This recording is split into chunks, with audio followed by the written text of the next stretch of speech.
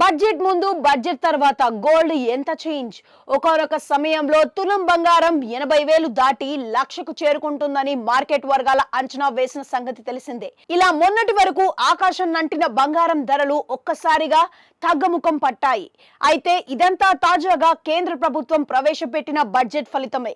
ఈ నేపథ్యంలో ప్రస్తుతం బంగారం 70,000 దిగువకు చేరింది.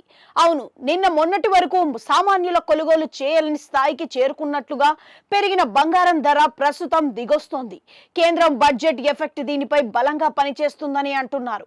గురువారం నమోదైన వివరాల ప్రకారం 10 గ్రాములు 24 క్యారెట్ల బంగారంపై 1040 తగ్గగా 22 క్యారెట్ల బంగారంకు 950 తగ్గింది. గురువారం ఉదయం నాటికి తెలుగు రాష్ట్రాల్లో బంగారం ధరలు భారీగా తగ్గాయి. ఈ వివరాల ప్రకారం హైదరాబాద్, విశాఖపట్నం, విజయవాడలో 22 క్యారెట్లకు 10 గ్రాముల బంగారం ధర 64,000 కాగా 24 క్యారెట్ల బంగారం ధర 69,820గా ఉంది. మరోవైపు వెండి ధర సైతం భారీగా తగ్గుతూ వస్తోంది. ఇందులో భాగంగా కిలో వెండి 3,000 తగ్గింది. ఇక దేశ రాజధాని ఢిల్లీ విషయానికి వస్తే అక్కడ 10 గ్రాములు 22 క్యారెట్ల బంగారం ధర 64,150 కాగా 24 క్యారెట్ల బంగారం 69,950గా ఉంది.